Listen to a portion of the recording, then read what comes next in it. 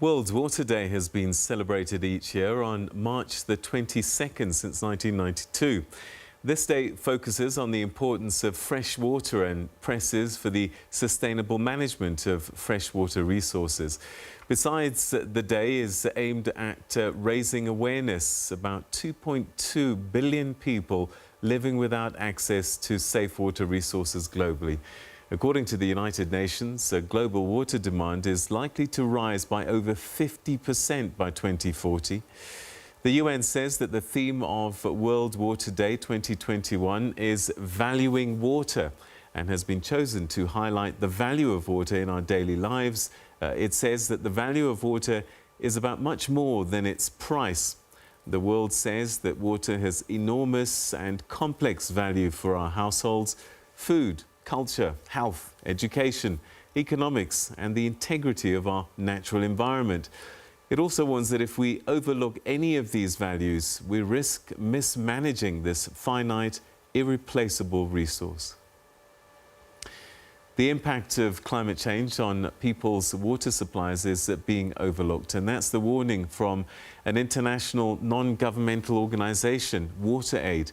The NGO says that ignoring water supply is threatening to put progress on bringing clean water to all back decades unless urgent action is taken to help the world's poorest communities adjust to changing weather patterns.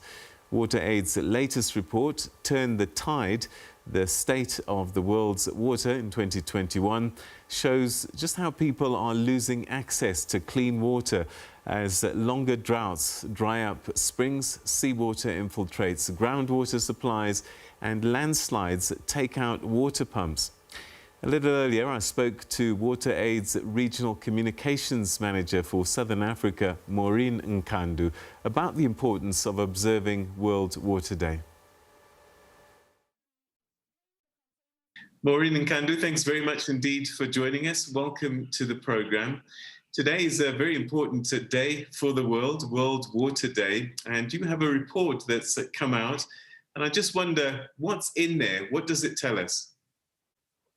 Yes, good evening, Peter. Thank you for hosting WaterAid. There are a number of significant aspects which we really ought to pay attention to in this report. Just for starters, 5% of total global climate funding is spent on helping countries adapt their changing climate, because we are trying to link the aspect of climate change to access to water and sanitation.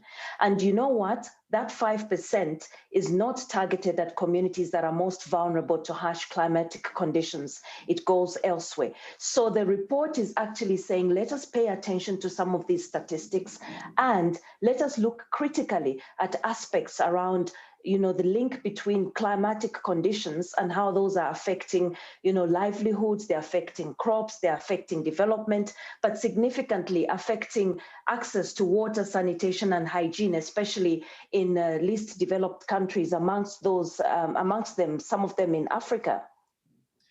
Let's look at Southern Africa, the region that you're responsible for. What are some of the things that are happening on the ground? And is it partly policy issues that we find ourselves in the situation that we are? Yes, there are various factors. There are policy issues, poor policies, bad planning, lack of prioritization of what we call WASH, water, sanitation, and hygiene in national budgets. But there are also external factors, like we're saying climate change is an issue. Recently, we had Cyclone Eloise, which affected a number of countries in the region where WaterAid works, in Eswatini, in Madagascar, and in Mozambique. And people were actually cut off. Look at people who have to walk long distances for them to be able to access water because they don't have running water within their households, within their premises.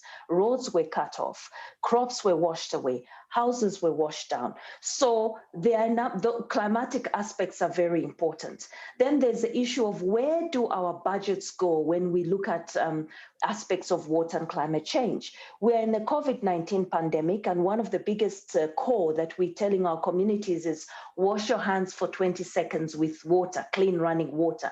But when you look at it realistically, how many of our communities, especially in informal settlements, even here in South Africa, have got access to clean running water. So you would think that making access to water a priority is something very important. One of the things that WaterAid has been saying is, where do you place WASH in your ministries? We are demanding that governments have a ministry that is dedicated to water sanitation and hygiene, but also look critically at the provision of those aspects in healthcare facilities, in schools, and indeed in homes. But also, it's not just a government issue.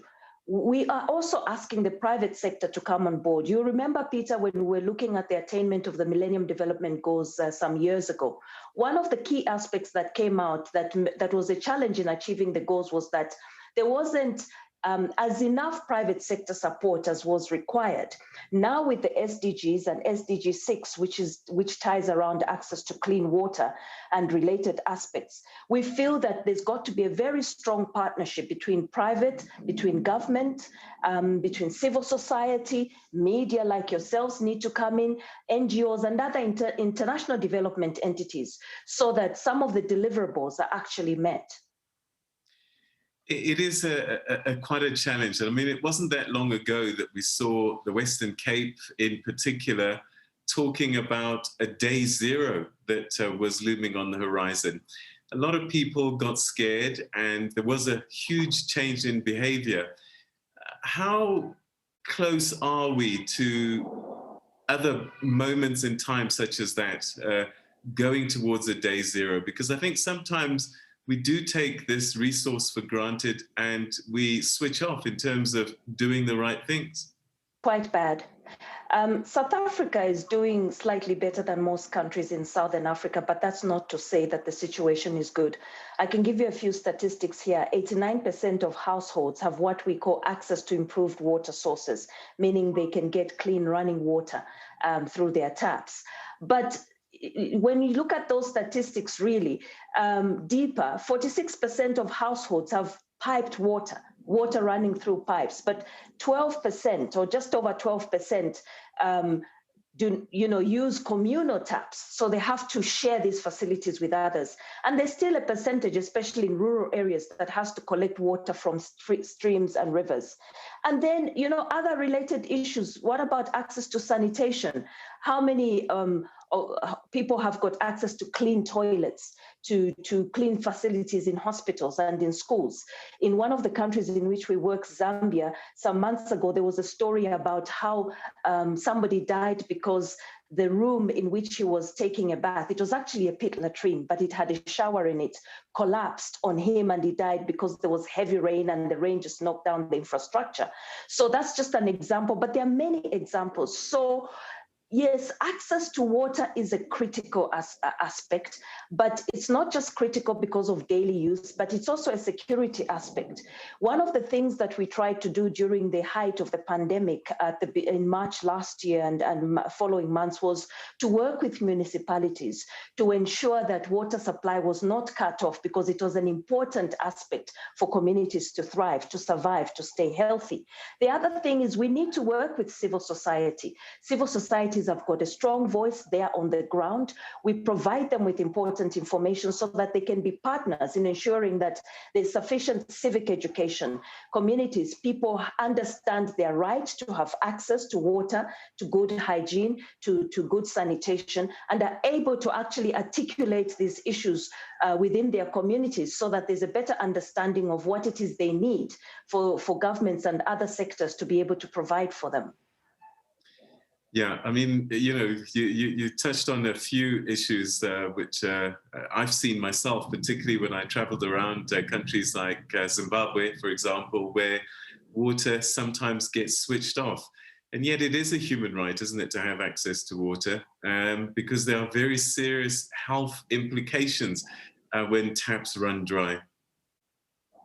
No, that's right. It is a human right. And I think our societies, our communities need to understand that they need to demand to have access to water, which is why I'm saying that we have tried as much as possible to work in partnership with municipalities in what we call sector strengthening, to see where WaterAid can provide the necessary support in terms of capacity building, looking at where other supporters and donors can come in terms of funding to ensure that supplies are not cut off. In a country like South Africa, you'd want to talk about business. But also in other countries, they'll say, well, then how do we run the business if we do not cut off where people do not pay bills? But we were in a pandemic. We continue to be in a pandemic situation. So how much do our communities understand that they need to have an access? It's a fundamental human right. It's just as much a right as the disabled, as much as equity in our communities to have access to these facilities. So it's not only the provision of water supply or ensuring that we've got good hygiene and sanitation in schools and in hospitals, but also ensuring that, there's equity. People who need these services are able to access them. What about women? What about the handicapped and the disabled? Women bear the biggest brunt because in most instances, especially in remote and rural areas, they have to travel long distances for them to be able to access this commodity. So as we prepare for COP26, which will take place in Glasgow in November, WaterAid is urging high-income nations to significantly increase their funding around water sanitation and hygiene, but also significantly climate finance, finance for adaptation. This includes fulfilling their previous commitments, given that they would provide half of the total of climate adaptation finance to vulnerable communities to help these communities to cope with the harsh reality of living with climate change. When you do not have sufficient rainfall, due to lack of rain because of climate conditions, it means that crops are affected. It means that food supplies are limited. When you have a lot of rainfall, you have floods, which means that the quality of people is affected. Houses are washed away. There are even deaths. They're vulnerable to diseases. So clearly, there's a need there to put this aspect of climate finance on the spotlight and make sustainable critical commitments to ensure that communities that are most vulnerable and need this support are assisted. You mentioned earlier that you do quite a lot of work with municipalities. One of the things that I see quite often as well are leaking pipes. And I suppose a lot of investment must be put into infrastructure and maintenance. That's right. So, for instance, here in South Africa, we've got projects in Gauteng province and in Vhembe district in Limpopo, where we've been installing hand washing facilities in communities, especially in formal settlements. In schools in Limpopo, we've installed these facilities in 5 schools, as well as in public places like markets and so on. But it's not just installing these facilities like water tanks and hand washing basins and then going. So we work with the community so that there's ownership. So that ownership means that the community is empowered. We've done some training around, some of the community champions who can then cascade information around how to manage the facilities so that they know that they own these facilities. But not only that, we also have important hygiene messages around, staying safe, empowering communities to understand that alongside them having access to this water supply, they also need to practice certain hygiene behaviors for them to be safe. Climate change is really the focus, I guess, of this year's World Water Day. But Africa generally isn't the major contributor to the climate change issues, and yet we suffered the most. So how do we balance the books, as it were? Because we suffer, and yet our carbon footprint isn't the one that's causing the global issue. That's exactly the point, Peter, and that is one of the things that is highlighted in the report. I might have said this earlier, that 5% of total global climate funding is spent on helping countries adapt to their changing climate.